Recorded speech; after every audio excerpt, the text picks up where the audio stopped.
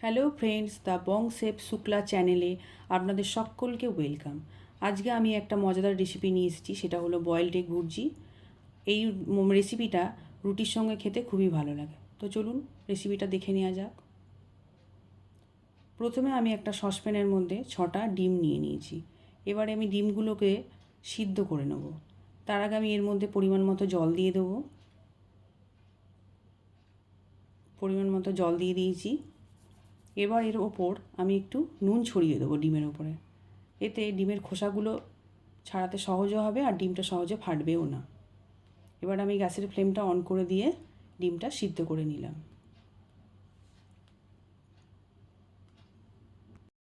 সিদ্ধ করা ডিমগুলোর আমি খোসা ছাড়িয়ে নিয়েছি। এরপর আমি এগুলোকে টুকরো টুকরো করে নেব। দেখুন আমি এইভাবে টুকরো টুকরো করে নিয়েছি। আপনারা চাইলে এর থেকেও ছোটো ছোটো টুকরো করতে পারেন। এরপর আমি দুটো মিডিয়াম সাইজের পেঁয়াজ নিয়ে নিয়েছি। একটা মিডিয়াম সাইজের টমেটোকে হাফ করে নিয়েছি, 15 কোয়া রসুন, 4টে কাঁচা লঙ্কা আর হাফ ইঞ্চের মতো আদা নিয়ে নিয়েছি। পেঁয়াজ আর টমেটো আমি ডুমো ডুমো করে কেটে নিয়েছি। কাঁচা লঙ্কাগুলোকে চিড়ে দিয়েছি আর রসুন আর আদা গ্রেট করে নিয়েছি। এরপর আমি গ্যাসের ফ্লেমটা অন করে একটা কড়াই বসিয়ে দিয়েছি। গ্যাসের ফ্লেমটা হাইতে দেওয়া আছে। যতক্ষণ না পর্যন্ত কড়াইটা গরম হয় ততক্ষণ পর্যন্ত আমি ওয়েট করব। কড়াইটা গরম হয়ে গেছে। এরপর আমি 2 টিস্পুনের মতো রিফাইন অয়েল দিয়ে দিলাম। এরপর এই তেলটাকে আমি পুরো কড়াইতে স্প্রেড করে দেবো। এরপর স্প্রেড হয়ে গেলে আমি এর মধ্যে ফোড়নগুলো দিয়ে দেবো। 2টো এলাচ, হাফ ইঞ্চ মতো দারচিনি আর 1/3 টিস্পুনের মতো গোটা জিরে ফোড়নে দিয়ে দিলাম। দিয়ে এটাকে আমি নাড়তে থাকবো। 20 থেকে 25 সেকেন্ড পর্যন্ত এটা আমি নাড়তে থাকবো। যখন এটা সুন্দর একটা স্মেল আসবে, এরপর আমি পেঁয়াজগুলোকে নাড়তে থাকবো। গ্যাসের ফ্লেমটা আমি কমানো ছিল, আমি এটা একটু বাড়িয়ে দিলাম। দিয়ে এবার নাড়বো। নেড়ে এবার এর মধ্যে একটু পরিমাণ মতো নুন দিয়ে দেবো। এতে পেঁয়াজটা ভালো রকম ভাজাও হবে আর পেঁয়াজটা অনেকটা নরম হয়ে যাবে।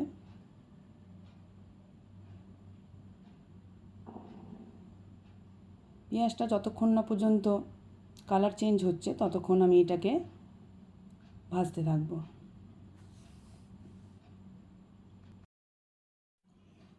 এরপর আমি গ্রেট করা রসুনগুলো দিয়ে দিলাম।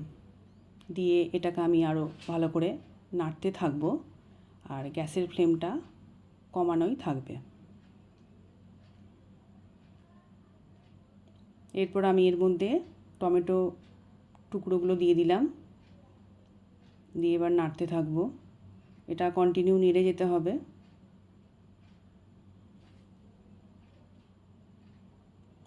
এরপর আমি এর মধ্যে 1/3 টিস্পুনের মতো হলুদ গুঁড়ো দিয়ে দিলাম। দিয়ে এটাকে আমি নেড়ে দেবো মশলাটা মেশার জন্য।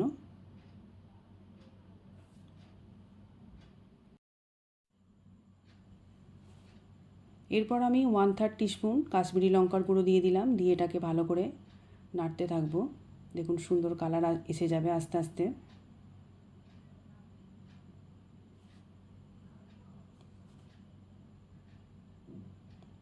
এরপর এর মধ্যে আমি দিয়ে দেবো 1/3 টিস্পুন জিরে গুঁড়ো, 1/3 টিস্পুন ধনে গুঁড়ো,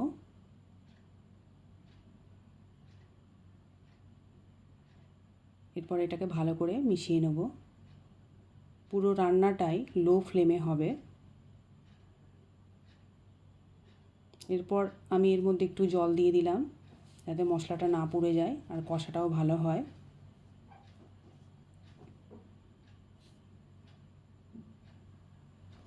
আদা আর 2টো কাঁচা লঙ্কা আমি দিয়ে দিলাম।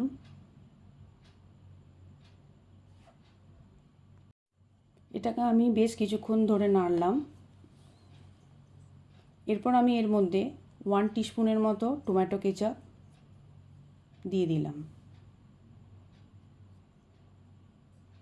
এরপরে আমি আবার মশলাটাকে আবার ভালো করে নাড়তে থাকবো। মশলাটা প্রায় কষা হয়ে এসেছে।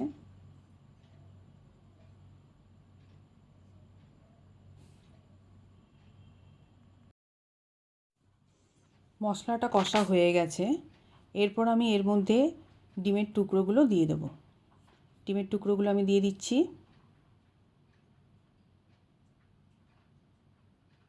দিয়ে এটাকে এবার ভালো করে নাড়তে হবে। নেড়ে চেড়ে ভালো করে মশলাটা মিশিয়ে দিতে হবে ডিমের সঙ্গে।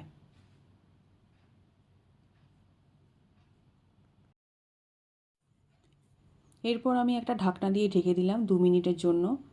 2 মিনিট পর পর এটাকে নাড়তে হবে। 2 মিনিট হয়ে গেছে, এটাকে আবার নাড়ছি। এইভাবে আমাকে 15 মিনিট ধরে এটাকে রান্না করতে হবে। এরপর এর মধ্যে 1/3 টিস্পুনের মতো চিনি দিয়ে দিলাম। দিয়ে এটাকে আমি আবার ভালো করে নেড়ে দেবো। আর ডিমগুলোকে একটু ভালো করে কেটে দেবো।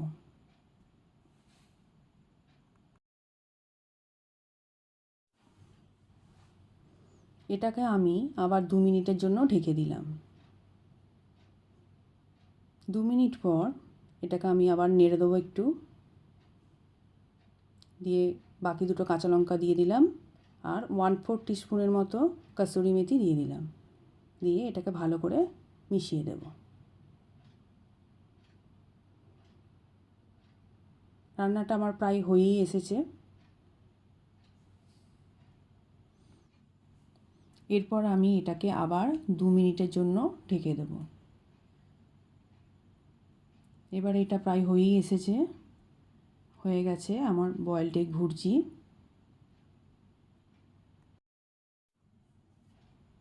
ব্যাস হয়ে গেছে। এরপর আমি গ্যাসটা অফ করে দিলাম। দিয়ে 10 মিনিটের মতো ঢাকা দিয়ে রেখে দিলাম।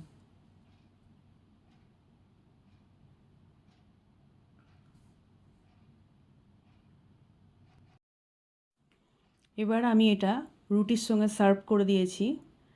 আমার এই রেসিপিটা যদি ভালো লেগে থাকে তাহলে অবশ্যই লাইক দেবেন, শেয়ার করবেন আর অবশ্যই সাবস্ক্রাইব করে রাখবেন। আমার এই ভিডিওটা দেখার জন্য আপনাদের অনেক অনেক থ্যাঙ্কস।